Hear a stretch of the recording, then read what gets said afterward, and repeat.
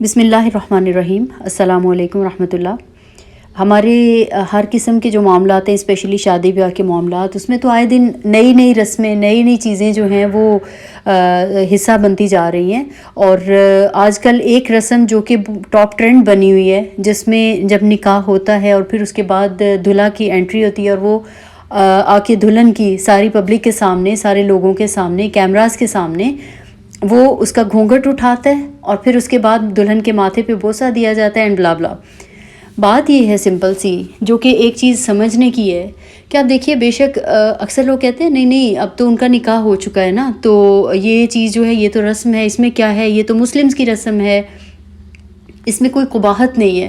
جو چیز مجھے یہاں پہ چبھ رہی ہے نا، جو چیز ایک آپ دیکھیں، ہمیں بیسیکلی ہم مسلمانوں کو اس چیز کا شعور ہی نہیں ہے، ہمیں سمجھ ہی نہیں آ رہی ہے کہ ایک شوہر، اب وہ اس لڑکی کا شوہر ہے نا، اور اس نے اس کے پردے کا خیال رکھنا تھا، اب وہ پورے لوگوں کے سامنے اس کا گھونگھٹ اٹھاتا ہے اور پھر لوگوں کو دعوت دی جا رہی ہے کہ آ جاؤ اور آ کے دیکھ لو میری بیوی کتنی خوبصورت لگ رہی ہے، اور کیمراز میں کے بیک پہ جو نامحرم ہوتے ہیں کس طریقے سے وہ سب آ کے تو اس کی تصویریں بنانا شروع کر دیتے ہیں، اور ہر کوئی اس لڑکی کو دیکھنے کے لیے جو ہے امڑ کے آ رہا ہوتا ہے۔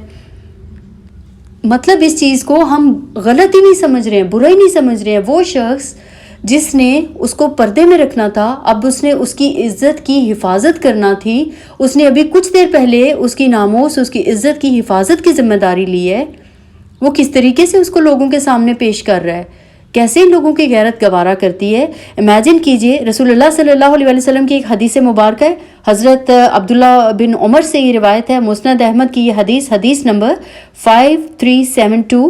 رسول اللہ صلی اللہ علیہ وسلم نے فرمایا کہ 3 لوگوں پر اللہ تعالیٰ نے جنت کو حرام کر دیا ہے: عادی شرابی، ماں باپ کا نافرمان، اور تیسرا کون ہے؟ دیوس۔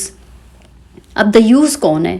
دیوس عربی زبان میں اس شخص کو کہتے ہیں کہ جس کے سامنے بے حیائی ہو رہی ہو، اسپیشلی لباس کی بے حیائی، اور اس کی عورتیں بے حیا ہوں، اس کے بعد بھی وہ خاموشی اختیار کرے تو وہ جنت میں نہیں جائے گا۔ آپ امیجن کریں، کیا یہ شخص دیوس کے زمرے میں نہیں آئے گا؟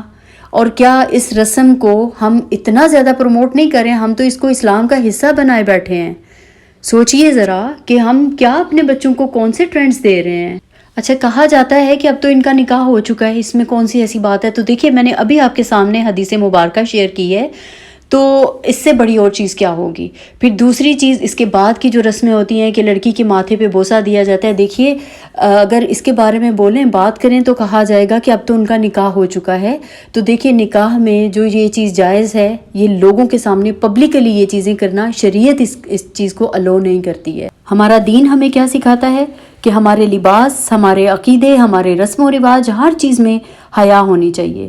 اور پھر اسپیشلی جب مرد وہ دیوس ہو جاتا ہے، وہ اس چیز کی پرواہ نہیں کرتا، تو پھر اس کی عورتیں بھی جو ہیں وہ بھی بے حیا ہو جاتی ہیں، اور پھر پورا معاشرہ جو ہے وہ بگاڑ کا شکار ہو جاتا ہے۔ اللہ تعالیٰ ہمیں حق بات کو سمجھنے اور اس پر عمل کرنے کی توفیق عطا فرمائے۔ وما علینا الا البلاغ۔